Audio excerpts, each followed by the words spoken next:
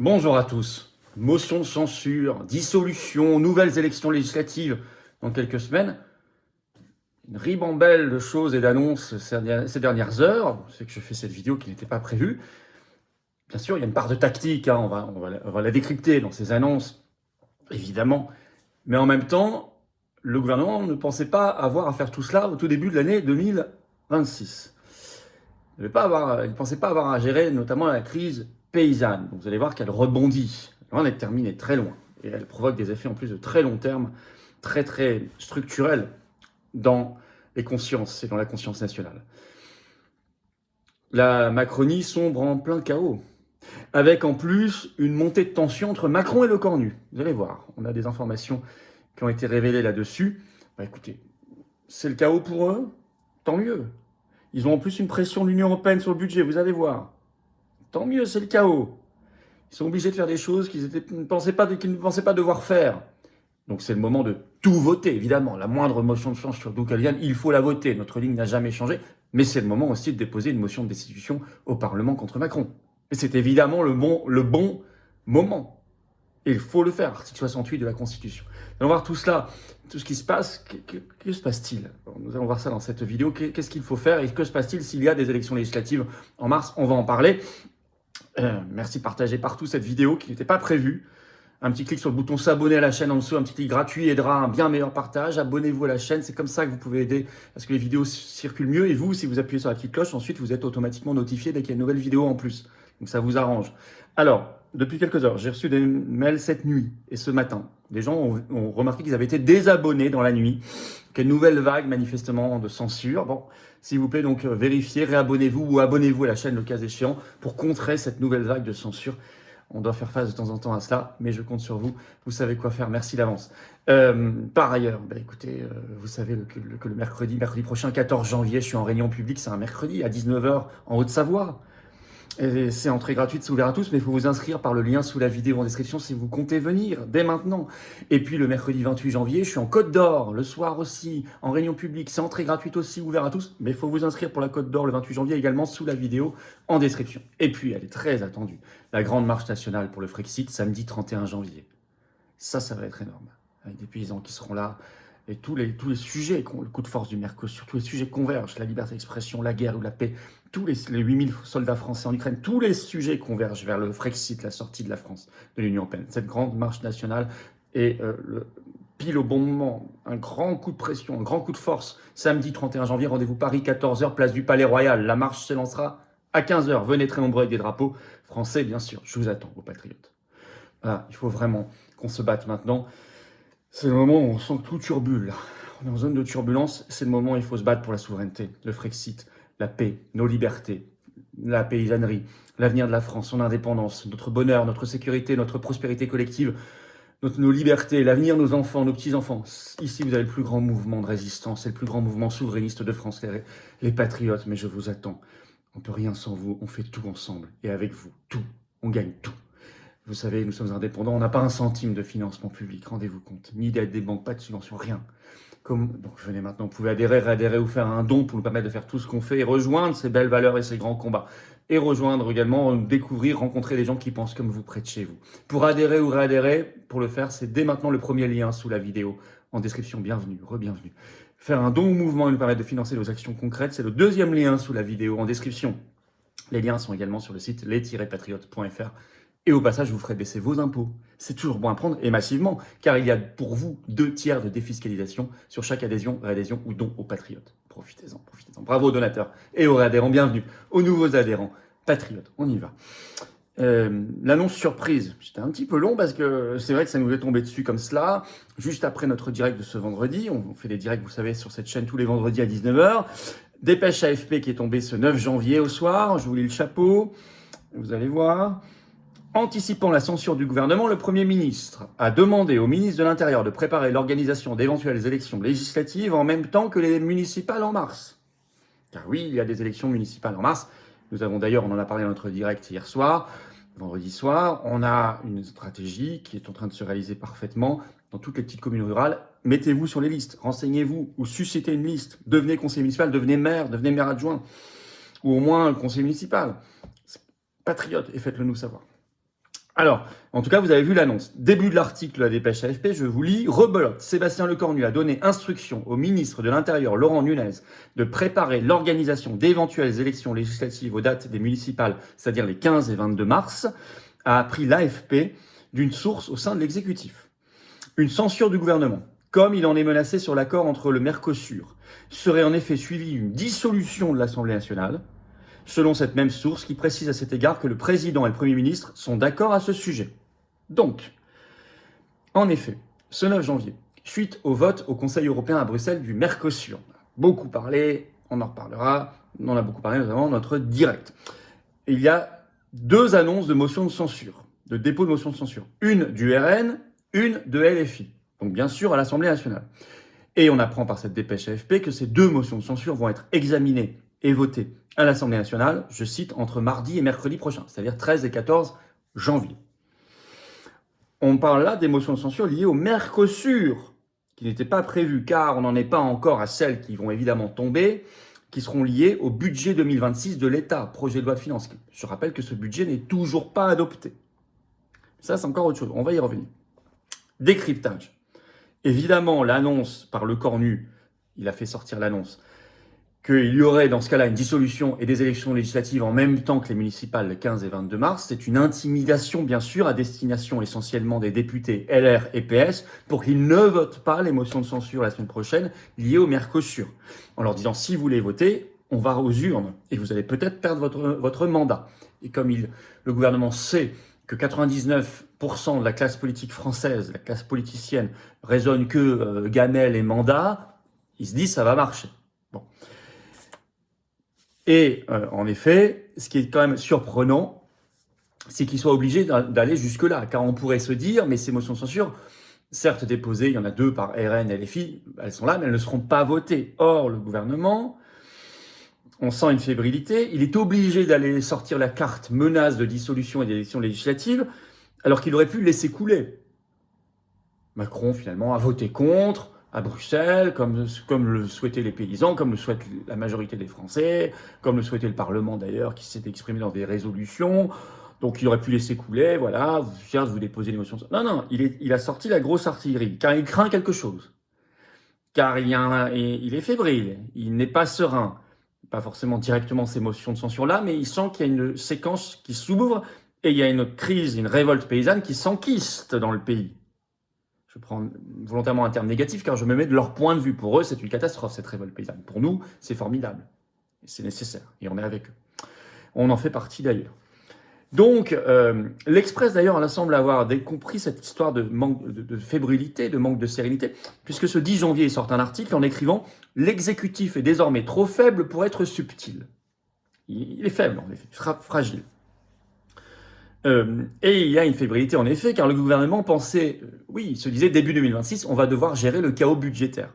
Ça c'est sûr, on a fini l'année 2025 sans budget, donc ils se sont dit, ça c'est sûr, on va devoir gérer le chaos budgétaire. Mais ils ne s'imaginaient pas une crise nationale d'une telle ampleur sur les questions agricoles et le Mercosur, mais aussi l'abattage des vaches, tout ça, alors ça, l'abattage des vaches, je pense qu'ils n'avaient pas vu venir du tout le coup de la révolte. Car ils voient que la pression paysanne ne faiblit pas.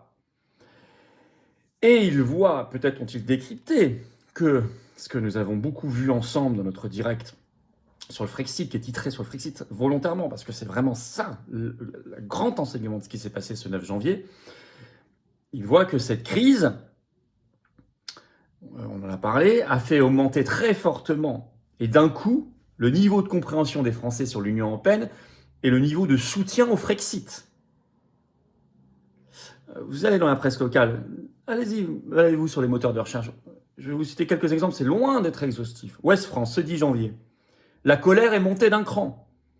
Blocage du pont de Normandie, annoncé ce 10 janvier. Sud-Ouest, le 10 janvier aussi. Importante opération en cours au port de Bordeaux. La situation se tend. Et c'est partout comme ça dans le pays. Donc la révolte paysanne n'est pas du tout retombée. Alors, d'autant que même si les motions de censure là ne sont pas votées, pas forcément, d'autres problèmes arrivent avec le budget, je l'ai dit. Des motions de censure seront déposées. Et sur France 2 ce 9 janvier, le patron du PS, Olivier Faure, a annoncé que sur ces motions de censure-là, le PS possiblement les votera. Ce qui entraînerait de facto, même si LR ne votait pas, ça entraîne quand même la majorité, donc rejet du budget et chute du gouvernement Lecornu. Alors est-ce qu'ils vont passer par le 49.3, ce fameux article de la Constitution pour forcer les choses? Et est-ce que cette intimidation sur l'annonce d'une possible dissolution et nouvelles élections les 15 et 22 mars, c'est pas fait pour dire aussi, attention, si vous refusez le 49.3, on vous met des élections? C'est possible aussi. Mais ça prouve qu'il y a un problème aussi, car il pensait ne pas utiliser le 49.3. Je vous rappelle que ça fait partie de ses promesses, les premiers jours quand il est arrivé à Matignon. Je parle de Lecornu, bien sûr. Or, il semble vouloir accélérer finalement sur l'histoire de relégitimer le 49.3. France Info a sorti un article ce 8 janvier. Le titre « Il faut vite dégainer le 49.3 ». Le gouvernement de Sébastien Lecornu, pressé de trouver une solution à la crise, au casse-tête budgétaire. Je vais vous citer un extrait. « Il faut arrêter de faire croire que l'on peut sortir du chapeau des solutions qui soient majoritaires », raille un influent député du Bloc central. Lui, il préfère le recours au 49.3 ou à des ordonnances. Article 47, ça aussi on en a parlé depuis le début, on avait prévenu sur cette chaîne. Jamais utilisé, c'est vrai que les ordonnances n'ont jamais été utilisées dans la Ve République jusqu'ici.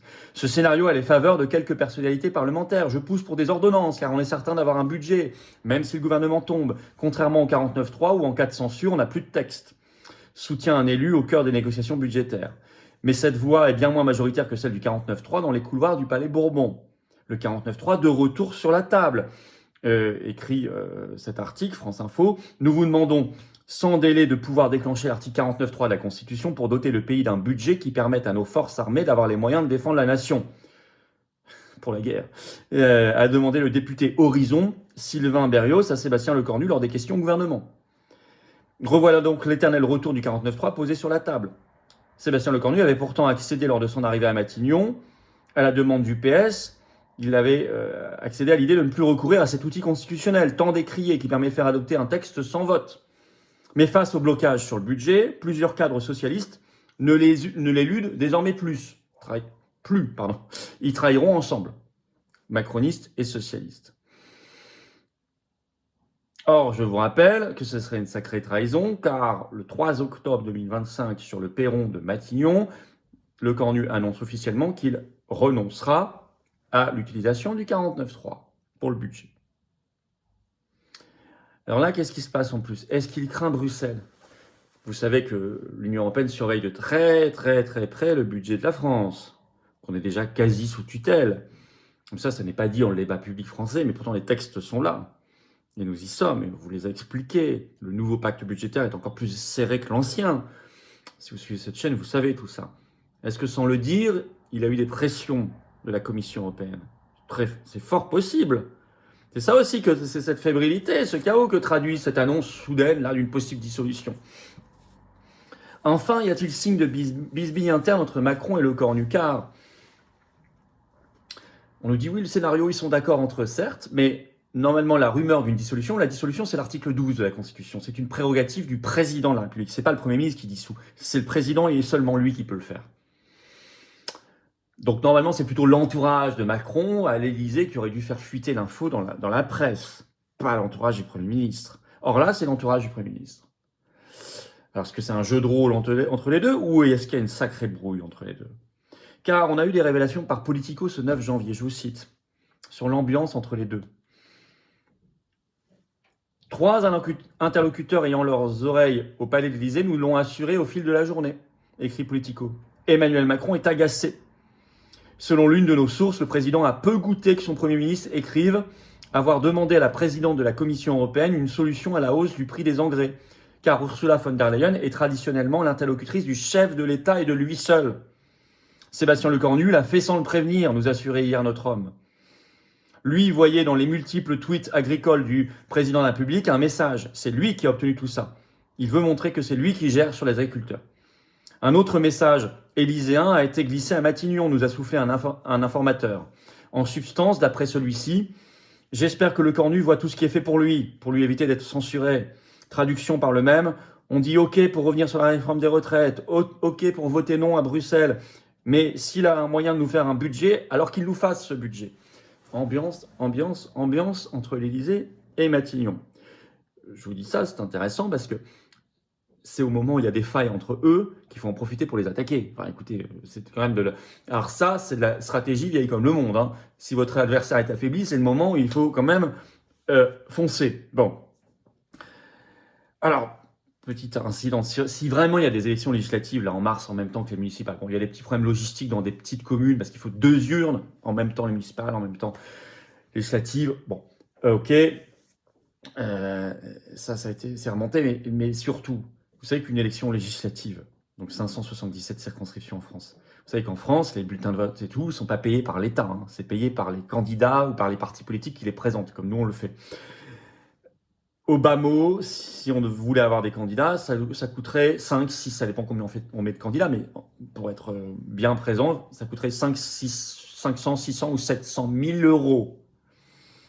Or, on sait qu'il y aura une dissolution en 2027, ça c'est sûr, après l'élection présidentielle, ça c'est certain. Donc, on redépenserait 500, 600 ou 700 000 euros. Bon, là, c'est sûr, après la présidentielle, il faudra être présent aux législatives, ça c'est certain. Mais là, ils veulent nous faire dépenser pour un an, de nouveau, une somme pareille, gigantesque. Et pour nous, alors pour certains qui ont des millions ou des dizaines de millions d'euros par an d'argent public comme le RN, LFI, LR, PS, les macronistes, c'est pas un problème. Mais pour nous qui avons zéro, uniquement tout ce qu'on fait c'est financé par uniquement adhésion et dons, ils savent que c'est un sujet. Donc c'est aussi pour liquider les indépendants comme nous, les vrais opposants. Vous voyez, c'est comment c'est. C'est une perversité ça. Alors, moi je ne sais pas ce qu'on fera s'il y a une législative anticipée, s'il y a une dissolution. Moi, nous réfléchirons avec nos instances nationales, avec nos référents, uniquement si on a une certitude. Moi, je veux raisonner sur une hypothèse certaine, pas sur du blabla comme ça pour l'instant. Mais il faut avoir cette question financière en tête. Voilà. Heureusement que nous, on a beaucoup d'adhérents et des donateurs qui sont là, qui aident le mouvement dans ses actions et dans le financement de ses élections, parce que c'est un vrai sujet. Et ils le savent en annonçant. Le gouvernement le sait en annonçant tout cela. Il sait ce qu'il fait. C'est pervers. Bon, en tout cas, ça veut dire que chez eux, ça ne tourne pas rond, qu'il y a une fébrilité extrême, plus forte qu'on ne l'avait imaginé encore, et